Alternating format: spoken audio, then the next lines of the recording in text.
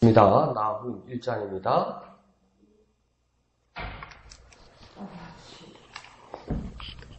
나훔 1장 6절에서 15절까지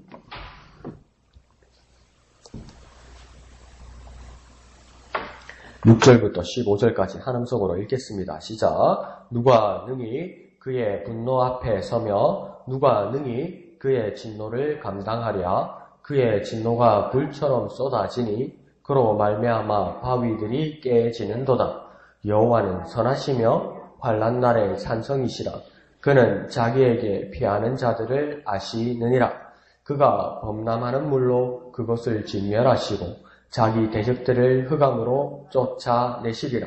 너희는 여호와께 대하여 무엇을 꾀하느냐. 그가 온전히 멸하시리니 재난이 다시 일어나지 아니하리라. 가시덤불같이 엉클어졌고 술을 마신 것 같이 취한 그들은 마른 지푸라기 같이 모두 탈 것이오늘. 여호와께 악을 꾀하는 한 사람이 너희 중에 나와서 사악한 것을 권하는도다. 여호와께서 이같이 말씀하시기를 그들이 비록 강하고 많을지라도 반드시 멸절을 당하리니 그가 없어지리라. 내가 전에는 너를 괴롭혔으나 다시는 너를 괴롭히지 아니할 것이라.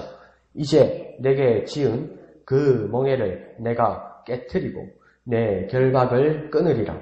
나 여호와가 내게 대하여 명령하였나니 내 이름이 다시는 전파되지 않을 것이라. 내가 내 신들의 집에서 새긴 우상과 부은 우상을 멸절하여 내 무덤을 준비하리니 이는 내가 쓸모없게 되었음이라.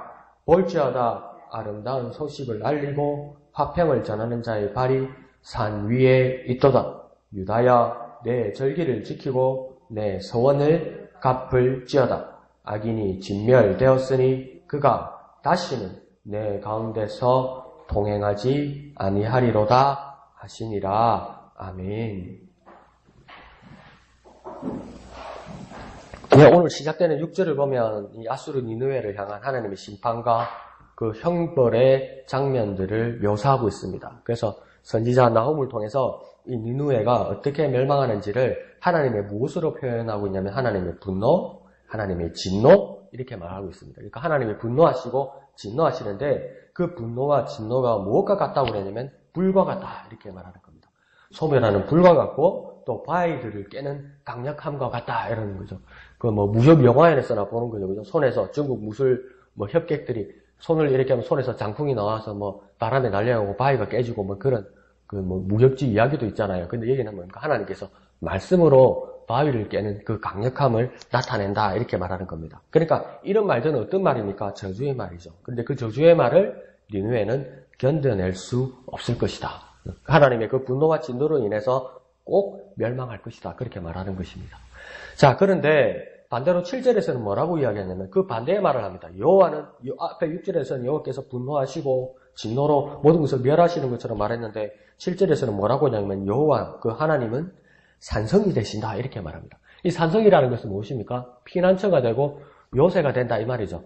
요즘 이틀 전에 포항에 이 지진이 나서 그 포항 형편이 말이 아니죠. 아직도 체육관 같은 데 1000명 이상이 이렇게 모여서 있고 이 추운 겨울에 이렇게 겨울을 지내기가 어렵죠. 집에 돌아갈 수도 없고 이렇게 집들이 이렇게 무너지기 일보 직전이니까. 그러니까 거기가 가장 안전한 곳으로 간 것이 아닙니까? 피난처라고 그 체육관을 찾아간 거 아닙니까? 그러니까 가장 하나님께서 진노하셔서 모든 사람들을 멸절을 할 때에도 하나님께서는 누구에게는 산성이 되신다. 그러니까 누구에게는 피난처가 되시고 누구에게는 요새가 되신다. 그러는 겁니다. 그러니까 전쟁과 재해 가운데서도 가장 필요하고 안전한 곳이 되는 것이 바로 하나님이 되신다. 그 하나님이 산성이 되신다. 그럽니다. 그러면 그 하나님의 산성의 거할자가 누구인지를 오늘 7절에서는 말씀하고 있습니다. 이 산성에 거할 수 있는 자가 누구입니까? 7절 하반절에 보면요. 자기에게 피하는 자라 이렇게 합니다. 이 자기는 누구냐면 하나님을 말하는 겁니다. 그러니까 하나님의 산성에 피할 수 있는 사람은 누구냐면 그 재난 가운데서도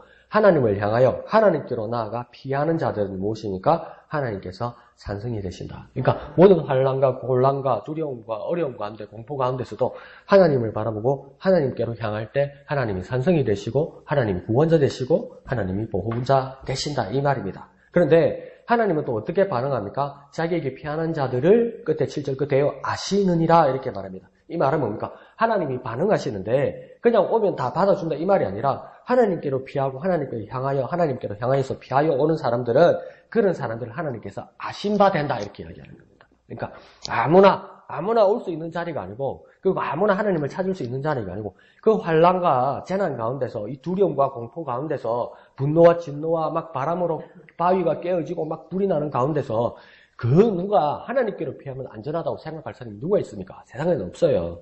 그죠? 가장 안전한 곳으로 다른 곳으로 도망가려고 그럴 거예요. 그런데 이런 두려움 가운데, 이런 공포 가운데, 이런 무서움과 하나님의 분노와 진노 가운데서도 하나님을 향하여 하나님께로 피하면 살 수 있다고 생각하는 사람은 하나님이 아시는 자라는 겁니다. 하나님과 내가 아는 자라는 겁니다. 그래 평소에 내가 어떤 사람이 되어야 됩니까? 하나님과 내가 아는 자가 되어야 되는 거죠. 나만 하나님을 알아서도 안 되고 하나님이 나를 아시고 나도 하나님을 알아야 된다는 거죠. 그러니까 마지막 날에 예수님께서 뭐라고 비유하십니까? 마지막 날에 어떤 사람들이 주여 주님의 이름으로 내가 귀신도 쫓아내고 많은 이적도 행했습니다. 그러니까 뭐랍니까? 예수님께서 어리석은 자야 난 널 모른다. 난 널 모른다 그래요. 예수의 이름으로 능력을 행하고 예수의 이름으로 많은 일들을 행한데도 예수님이 모르는 사람이 있대요. 그러니까 우리도 그렇잖아요. 우리가 애들 보면 가수나 배우나 좋아하면서 막 오빠, 언니, 누나 이러잖아요. 그러면 나는 그 오빠를 알아요. 나는 그 누나를 알아요. 나는 그 언니를 알아요. 그 언니는 날 압니까? 몰라요. 네.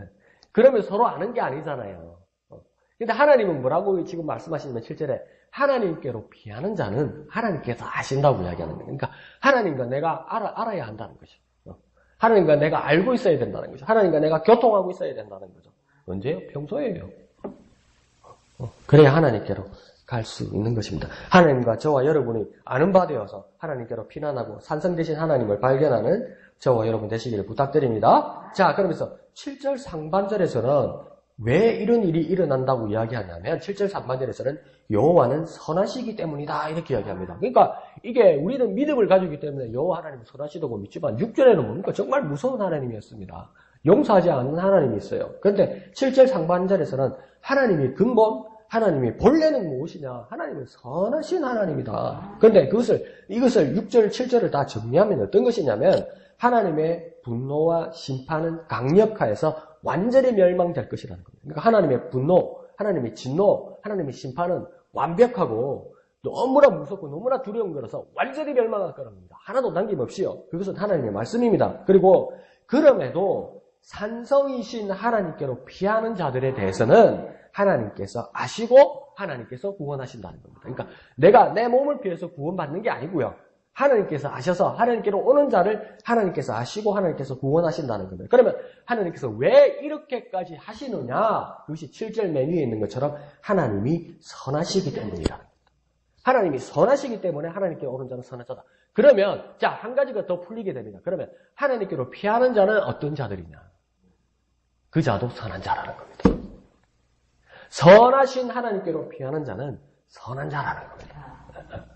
하나님과 내가 교통하기 때문에, 선하신 하나님과 내가 이미 교통하고 있기 때문에 모든 악한 자들이 멸망하는 그때에 선하신 하나님께로 피하는 그 자도 누구입니까? 선한 자가 된다는 겁니다. 누구 때문에요? 하나님 때문에 그렇게 된다는 겁니다. 그러니 하나님과 여러분이 교통하는 귀한 축복 가운데 살아가는 저와 여러분 되시기를 부탁드립니다. 자, 그러면서 8절에 이와 다르게 니느웨 사람들은 악한 사람들이죠. 그래서 이 악한 사람들은 산성 대신에 범람하는 물로, 곧 홍수로, 또 흑암 가운데 어두운 미래의 자리로 내쫓으신다 이럽니다. 그러니까 범람하는 물이라면 홍수가 나가지고 막 다 쓸리고 이거 걷잡을 수 없잖아요. 이거 피할 수 없다는 겁니다. 내 힘으로도 거슬러 갈 수 없다는 겁니다. 그리고 흑암이라는 건 뭡니까? 어두운 미래를 이야기하는 거죠. 갈수록 밝아지지 않고 갈수록 어두워진다는 거예요. 한밤중에 걸어서 갈수록 새벽에 보이는 것이 아니고 갈수록 더 어두워지는 그 미래를 보여준다는 겁니다. 그것이 누구입니까? 악한 니느웨 사람들이 그런 일을 당하게 될 것이다. 그렇게 말씀하고 있습니다. 그리고 8절 중반절에 보면 하나님이 이들을 자기 대적이라고 말합니다. 그러니까 이게 자기 대적이라 말할 때 이 말은 뭡니까? 하나님 자기의 대적이라고 이야기합니다. 그러니까 이게 무서운 겁니다. 누구는 운이 좋아서 살고 누구는 재수가 없어서 죽고 뭐 이런 문제가 아니고요. 이 사람들이 이 니느웨 사람들이 악한 사람으로 멸망하는 이유가 있습니다. 악해서 멸망하는 게 맞는데 하나님이 선하시고 그리고 이들은 악해서 이들이 멸망하는 게 맞는데 이들이 악한 이유 중에 또 가장 큰 이유 중에 하나가 뭐냐면 하나님께 대적이 되었다는 겁니다. 하나님께 적이 되었다는 겁니다. 하나님께 원수가 되었다는 겁니다. 그래서 멸망한다는 겁니다. 그러니까 이게 얼마나 무서운 겁니까? 사람하고 원수 삼아도 여생을 살기가 힘들잖아요. 그죠? 사람하고 원수지간에 살아도 내가 세상을 살기가 힘들잖아요. 제한되는 게 많잖아요. 그런데 하나님과 원수지간에 되면 어떻게 살겠습니까? 이거 정말 무서운 겁니다.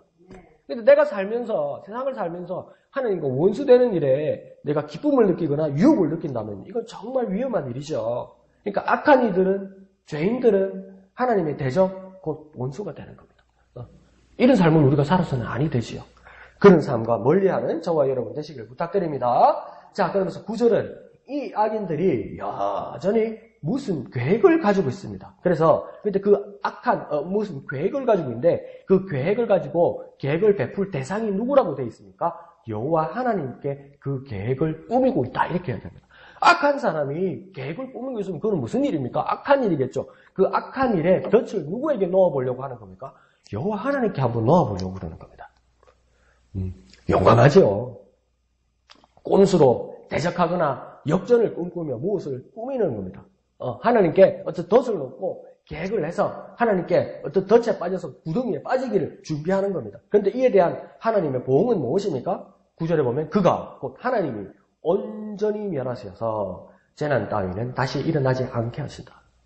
그러니까 뭐냐면 하나님께서 악의 근원을 깨끗이 정리해버리겠다고 하나님 말씀하시는 겁니다. 그러니까 더 이상 왜 우리에게 이런 재난과 어려움이 일어날까 이럴 때 그 근원이 되었던 악들을 다 하나님께서 진노로 다 온전히 멸해버려서 온전히 완전히 멸해버려서 이제 하나님의 세상 하나님의 나라에 사는 세상에서는 어떤 사고나 어떤 어려움이나 어떤 두려움이나 어떤 공포나 어떤 하나님의 분노와 진도가 있지 않는 세상을 만들겠다. 이게 그러니까 누구에게는 기쁨이 되고 누구에게는 소망이 되지만 어떻게 보면 이게 일어날 상황을 보면 정말 두려운 일입니다. 뭐라 말할까요? 불씨도 안 남기겠다는 겁니다. 완전 씨를 말려버리겠다는 거예요. 그러니까 모세가 시내산에 올라가서 40일 동안 하나님과 대화하고 그 돌판을 준비하고 있을 때 아론과 그 밑에 사람들이 뭐 하고 있었습니까? 왜 하나님이 나타나지 않고 모세는 내려오지 않느냐 하니까 아론이 그냥 정신없이 그 금장신구 딱 가져오라고 그러잖아요. 네? 그래가지고 뭐 어떡하라고 그럽니까? 그걸 만드니까 뭡니까? 금송아지가 됐잖아요. 이게 하나님이라고 얘기하잖아요. 그러니까 하나님 뭐라 합니까? 더러워서 못 보겠다고 모세가 빨리 내리 가봐라고 그러잖아요. 그러니까 금송아지를 막 세워놓고 막 난장판이 일어난 거 아니에요. 근데 하나님께서 뭐라고 뭐 이야기합니까? 그 금송아지를 어떻게 하라고 이야기합니까? 갈아라고 해야죠, 갈아라고. 갈아서 뭡니까? 입에다 퍼먹이라고 이야기하잖아요. 그 흔적도 남지 않게 하겠다는 겁니다. 가루를 내어서, 갈아서 마시게 해버리겠다는 겁니다. 완전히 제거해버리겠다는 겁니다. 그리고 그 죄에 대해서, 그 범죄에 대해서 생생하게 기억나게 하시겠다는 겁니다. 니느웨 사람들에게도 뭡니까? 악한 계획을 해서 역전을 하나님을 향해서 역전을 꿈꾸는 이들에게 온전히 멸하셔서 재난 따위 어떤 그런 불씨는 이제 다시는 일어나지 않게 완전하게 제거해 버리겠다고 말씀하고 있는 것입니다. 그런데 놀라운 것은 11절을 보면 그들이 꾀하는 것이 여호와께 무엇을 꾀했다고 이야기하냐면 악을 꾀했다 이렇게 이야기합니다. 그러니까 하나님께 악을 꾀했다는 겁니다. 그러니까 어떨 때는 9절까지만 보면 제가 앞서 말씀을 드렸지만 9절까지만 보면 무엇을 계획했다고 이야기하면 아니 우리도 이방인이고 우리도 이때까지 하나님을 몰랐지만 100년 전에 우리 그런 기억이 있지 않느냐. 요나라는 선지자가 와서 우리가 회개하니까 하나님 다 용서하지 않으셨더냐. 그때 우리가 위대한 프로젝트 계획을 세우지 않았더냐. 모든 백성이 배옷을 입고 금식하고 짐승들까지 배옷을 입혀서 금식시켜서 하나님 앞에 회개해서 용서 받은 적이 있지 않더냐. 그러니까 우리 또 한 번 계획을 세워서 하나님 앞에 용서를 구하자. 이런 계획인 줄 알았어요. 그런 일반의 어떤 희망이라도 보일 줄 알았어요. 근데 11절은 정확하게 말합니다. 무엇을 꾀했습니까? 악을 꾀했다. 누구에게요? 여호와 하나님께. 그러니까 어쩌려고 이렇게까지 할까요? 그러니까 100년이 지나니까 더 나빠진 거죠. 그 전에 위대한 전통과 위대한 역사가 있었는데 제약관도 있다가 100년 전에 하나님 앞에 회개해서 모든 용서만 받은 정확한 그 기억과 기록이 있을 것인데 그것을 무시하는 상황이 왔다는 겁니다. 시간이 지난다고 모두가 나아지는 것이 아닙니다, 여러분. 시간이 지난다고 모두가 좋아지는 것이 아닙니다. 시간이 지났는데 더 악해지는 경우도 있는 겁니다. 한 번 더 하나님께서 기회를 주시는데 더 악한 계획을 하고 있다는 겁니다. 그런데 나아가서 이 니느웨 사람들, 악인들이 뭘 하고 있냐면 11절 중반절에 보면 이들이 사악한 것을 권한다 이렇게 해요. 사악한 것, 악한 것을 만들어서 계획해서 만들어서 사람들에게 권한다는 겁니다. 그러니까 이건 뭡니까? 사람들을 미혹해서 자기 편을 만들려고 설득한다는 겁니다. 우리 다 같이 악을 저지르다, 악을 계획을 해서 하나님을 대적해서 우리의 자유로운 세상을 만들자고 계획하고 있다는 겁니다. 그러니까요, 이게 어떤 문제냐면 꼼수는요, 악을 준비하는 겁니다. 그리고 그 악은 참 무모하게 하나님을 상대로 하는 겁니다. 그런데 그것이 어떤 정도로까지 악하게 번지냐면 그것이 자기 편을 만드는 마냥 사람들을 미혹하기 시작한다는 겁니다. 그러니까 마지막 때에 얼마나 미혹하는 자가 많을 거라고 주님께서도 말씀하셨으니까. 미혹하기 시작한다는 거예요. 미혹하기 시작한다는 뭡니까? 자기는 악한 것을 아는데 또한 다른 사람들에게 미혹하고 설득해서 자기 편으로 악한 것을 만들려고 한다는 거예요. 그러면 지금 이 세상을 바라보고 지금 오늘 우리를 바라볼 때 얼마나 그런 일들이 많습니까? 때는 다가오고 있는 것이죠. 근데 여러분 그거 협소하기만 생각하면 안 돼요. 그러니까 성경만을 가지고 뭐 이단들이 이렇게 미혹하는 정도가 아니고 온 문화가, 온 흐름이 막 하나님을 멀리하는 어떤 그 분위기로 다 가잖아요. 그런데 그 문화만을 바라보기 시작하면 하나님이 구원자고 하나님이 피는 자고 하나님이 산성되심을 모르면요 안 갑니다. 그러니까 지금 이때 우리가 하나님이 내 산성이 되심을 고백해야 되는 거죠. 그리고 내가 하나님께 아심받고 내가 하나님을 아는 바 되어서 서로 교통하는 자가 되어야만 하는 겁니다. 안 그러면 우리는 악인의 편에 드는 불쌍한 사람이 되는 것입니다. 이에 12절에 하나님은 말씀하시며 꼭 실행을 꼭 실행하시겠다고 장담합니다. 뭐랍니까? 반드시 멸절하고 그들이 없어지리라. 하나님께서 분명하게 징벌하신다는 겁니다. 그런데 12절 중반절에 보면 이게 어떻게 삽입되었는지 말씀이 좀 애매해요. 12절 중반절에 보면 내가 전에는 너를 괴롭혔으나 다시는 너를 괴롭히지 않을 것이다 이렇게 말씀합니다. 그러니까 이걸 다시 한번 보면 무슨 말이냐면 나 하나님이 지금 너 니느웨 악인을 심판으로 괴롭혔지만 앞으로 그렇지 않을 것이다. 이렇게 보면 이게 무슨 말이지? 목사님이 잘못 해석한 거 아닙니까? 이 니느웨 사람 너가 아니고 이스라엘 사람 너가 아닙니까? 그러면 이게 쫙 잘 풀리는데요.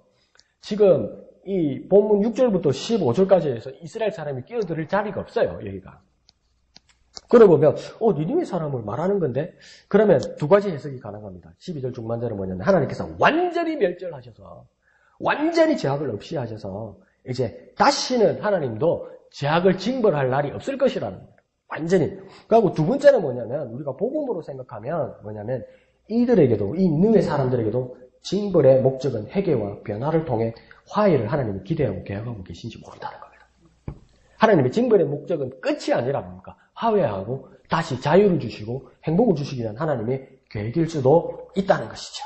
자, 그러면서 어찌하건 13절부터는 다시 그 심판과 형벌의 모습이 그려집니다. 13절에는 뭐랍니까? 멍에를 깨고 결박을 끊고 14절에는 세계 우상과 부은 우상을 멸절하고 그 다음 그들을 위한 무덤을 준비하고 이렇게 말합니다. 그러니까 하나님 어떻게 하시겠다는 겁니까? 아주 철저하게 멸절하시겠다는 겁니다. 어떤 느낌이 드냐면 깨끗이 청소하시는 것 같습니다. 악에 대해서. 철저하게 멸절하신다는 것은 깨끗이 청소하시는데 왜 하나님께서 깨끗이 청소하실까? 깨끗이라니까 내가 또 탁 떠오르는 게 뭐냐면 하나님께서 이 자리에도 거룩을 준비하시는구나. 하나님께서 멸절하시는 이유는 멸절해서 하나님께서 속이 시원하고 잘됐다, 고소하다, 원수 갚았다 이 정도가 아니라 하나님께서 이들을 멸절하고 청소하고 깨끗이 하는 이유는 그 자리에도 하나님의 거룩을 준비하는 것이다. 그리고 그 하나님의 거룩을 준비한 그곳에 하나님의 영광이 임할 차례라는 겁니다.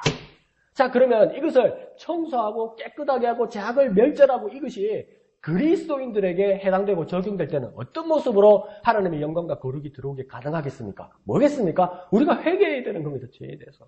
날마다 회개해야 되는 겁니다. 그러니까 비고비인 마음에 성신 충만 앞서서 이렇게 했잖아요. 주의 제단 위에 우리 몸과 마음과 우리 가진 모든 걸 지고 바치옵니다. 그리고 뭡니까? 비고비인 마음에 성신 충만 앞서서 우리의 비인 곳에 우리가 회개한 곳에 성신 충만 앞서서 성령 충만 앞서서 그랬잖아요. 그처럼 뭡니까? 그리스도인이라면 자발적으로 우리의 죄에 대해서 하나님 앞에 회개함으로 하나님의 거룩, 하나님의 영광이 임하도록 우리는 간절히 구해야 된다는 겁니다. 설사 회개하지 않는 사람들이 있을지라도 하나님께서 멸절하시고 하나님께서 청소하시고 하나님께서 없애야 하시고 하나님의 영광으로 그 자리에 임하시게 된다는 겁니다. 그러니까 어찌하건 간에 하나님은 영광으로 임하시게 될 거라는 겁니다. 그 하나님의 영광을 바라보는 저와 여러분 되시기를 부탁드립니다. 그러니 15절에 이제 완전 뭐라고 합니까? 완전 반전의 세상이, 완전 반대의 세상이 일어납니다. 뭐라고 이야기합니까? 아름다운 소식과 화평을 전하는 메시지가 등장합니다. 그러면서 이제 악인으로 상징되는 니느웨인들은 모두 사라지고 하나님으로 회복된 누가 나타납니까? 유다야 이렇게 말하잖아요. 유다야. 하나님의 백성 유다가 나타납니다. 그러면 이 유다인들이 해야 될 일이 나타납니다. 이 유다인들이 해야 될 일이 15절 끝에 무엇입니까? 절기를 지키고 소원을 갚게 됩니다. 그러면 다시 우리의 삶으로 적용하면 뭐 할까요? 절기를 지키고 소원을 갚는다. 예배와 헌신이 일어난다는 겁니다. 우리에게 예배와 헌신이 일어나야 된다는 겁니다. 유다 사람들이, 하나님의 백성들이 드디어 나타나서 절기와 소원을 갚는 것처럼 오늘 그리스도인인 하나님의 자녀인 우리에게 예배와 헌신이 일어나야만 한다는 겁니다. 그러므로 우리를 회복해 하시는 하나님께 우리가 드리는 예배와 헌신이 아름다움과 또 화평의 메시지가 되기를 간절히 구하고 살아나가는 저와 여러분 되시기를 거룩하신 예수님의 이름으로 축원드립니다. 기도하겠습니다. 거룩하신 아버지 하나님, 은혜를 감사합니다. 하나님, 세상 사람들은 다 무시하고 세상 사람들은 이해하지 못할지라도 모든 재난과 환난 가운데서도 우리는 하나님을 바라보고 하나님의 아신 바 된 사람 되어 산성이신 하나님께로 피하는 우리가 될 수 있도록 주님 축복하여 주옵소서. 온 세상이 멸절당하고 또한 모든 그리스도인들이 회개할 때에 아름다운 소식과 화평을 전하는 메시지가 온 세상에 온 열방 가운데 편만하게 주님 역사하여 주옵소서. 우리는 그리스도인으로서 절기를 지키고 소원을 갚는 우리 행복한 삶이 되게 축복하여 주옵소서. 예배와 헌신이 넘쳐나게 하여 주시옵소서. 하나님의 영광이 가득하게 하여 주시옵소서. 모든 것을 감사드리며 거룩하신 예수님의 이름으로 간절히 기도하옵나이다. 아멘. 예, 이 시간 말씀을 생각하시면서 기도하시고 진해지역 복음화를 위해 기도하실 때 우리 목양교회가 더욱이 쓰임받을 수